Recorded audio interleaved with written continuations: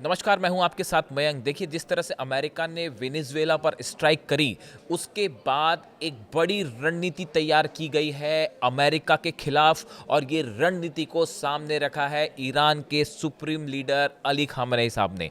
बताया जा रहा है कि देखिए, हाल ही में एक तो खबर आई कि रशिया के शिप पर जिस तरह से अमेरिका ने कब्जा किया, उसके बाद जो है रूस और अमेरिका के बीच खासा तनाव देखा जा रहा है। जिस तरह से वेनेजुएला में चाइना का बड़ा इन्वेस्टमेंट था ऑयल को लेकर, वो सारी प्लानिंग जो है अब धरी की धरी दिखाई दे रही है। ऐसे में चाइना भी अमेरिका से खासा नाराज है।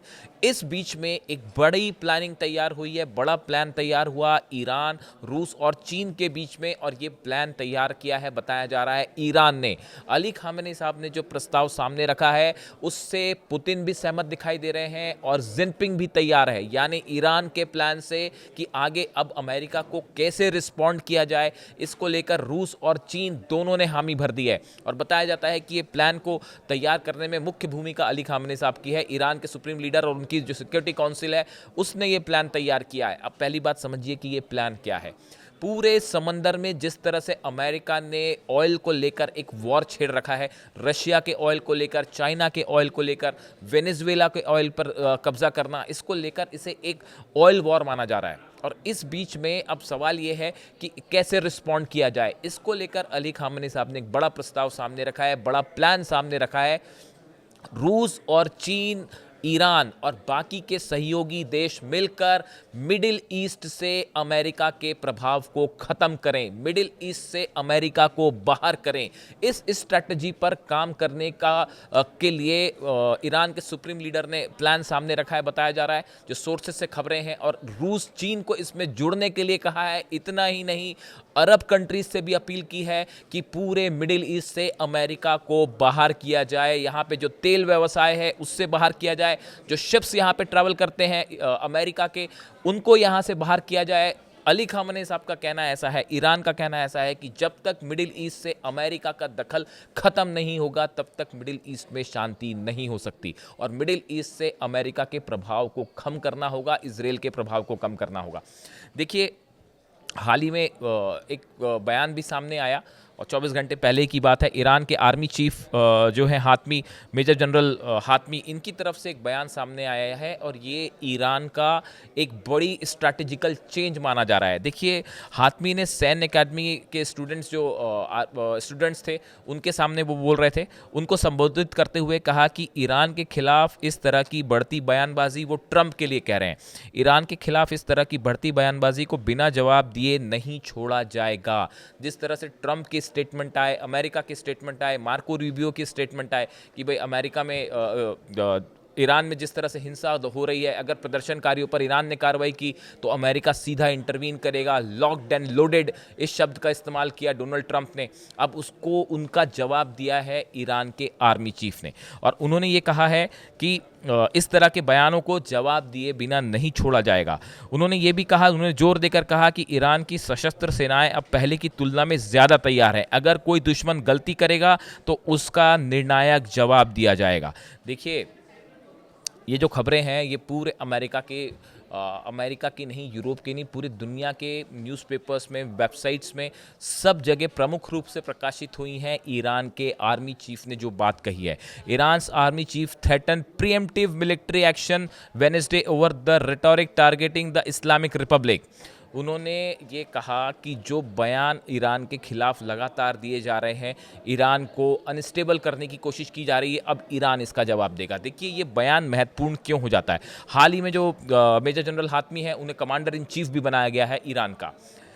इनका ये बयान, ये माना जा रहा है कि ईरान ने अपने सिक्योरिटी पॉलिसी में एक बड़ा बदलाव किया है। अब तक ये मान के चला जाता था कि जब कोई देश ईरान पर हमला करेगा तभी ईरान उसका जवाब देगा, अपनी तरफ से हमला नहीं करेगा। लेकिन जो कुछ वेनेजुएला में हुआ, जिस तरह से ईरान के खिलाफ डोनाल्ड ट्रंप की धमकियां आ रही हैं, बयानबाजी हो रही है, उसके बाद ईरान ने अपनी सिक्योरिटी पॉलिसी में बड़ा परिवर्तन किया है। खामनेई साहब की जो सिक्योरिटी काउंसिल है उसमें ये फैसला लिया गया है कि ज़रूरत पड़ने पर अब ईरान पहले स्ट्राइक कर सकता है। अगर ईरान को इस बात का विश्वास हो जाए कि अमेरिका या इजराइल कोई भी देश उस पर हमला करने जा रहा है, ईरान के खिलाफ साजिश कर रहा है, तो प्रीएम्प्टिव स्ट्राइक कर सकता है ईरान, यानी सामने वाले देश के हमला किए बिना ही इस बार पहला वार ईरान भी कर सकता है। और ये बहुत बड़ा पॉलिसी चेंज है ईरान का। देखिए, अब तक जितने भी मौके आए उसमें ईरान ने कभी पहले एग्रेशन नहीं किया। ये अली खामेनी साहब के सख्त निर्देश थे कि ईरान ऐसा कोई काम नहीं करेगा जो मानवता के खिलाफ है, हम एटम बम भी नहीं बनाएंगे और हम पहले किसी देश पर हमला नहीं करेंगे। लेकिन जिस तरह से अब ईरान पे हिंसा फैलाई जा रही है, जिस तरह से ईरान को धमकियां मिल रही हैं हमले की, उसके बाद ईरान की सिक्योरिटी काउंसिल ने यह तय कर लिया है कि ज़रूरत पड़ेगी तो अब ईरान पहले अटैक करेगा। और इसको लेकर जो सबसे बड़ा खतरा अगर किसी को नज़र आ रहा है तो वो है बेंजामिन नेतन्याहू और इजराइल। ये एक बड़ा, इसको जितने डिफेंस एक्सपर्ट्स हैं वो ये मान के चलते हैं। देखिए, अली खामेनी साहब की सिक्योरिटी काउंसिल में जो फैसले होते हैं या ईरान के जो सिक्योरिटी से जुड़े बड़े फैसले होते हैं वो उस पर स्टक रहता है, उस पर कायम रहता है, वो उसको बदलता नहीं है बार बार। और इस बात को भी सब जानते हैं कि जब ज़रूरत पड़ी तो 180 मिसाइल मारने में भी ईरान ने बिल्कुल देर नहीं की। पूरे ईरान के बॉर्डर्स पर चप्पे चप्पे पर जो है मिसाइल्स तैनात हैं।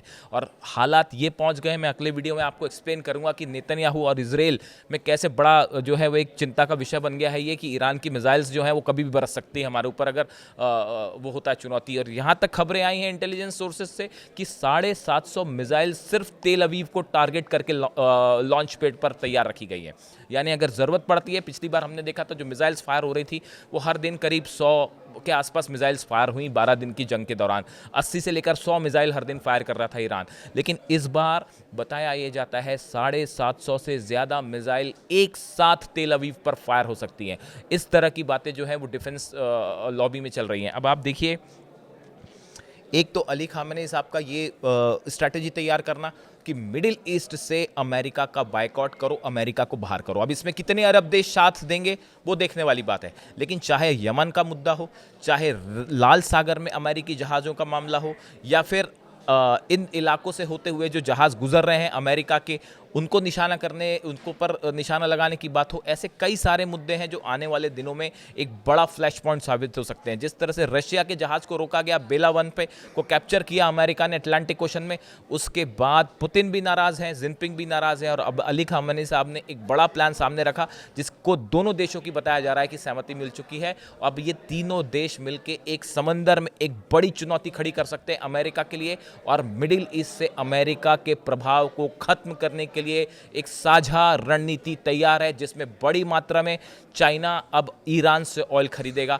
ये बात भी साफ हो चुकी है। यानी आने वाले दिनों में अमेरिका, इंग्लैंड, यूरोप के देश एक तरफ और चाइना, रशिया और ईरान एक तरफ, ये दो गुटों के बीच में बड़ा कोल्ड वॉर फिर से छिड़ता दिखाई दे रहा है। इससे जुड़ा जो भी अपडेट होगा आप तक पहुंचाएंगे। Thank you so much.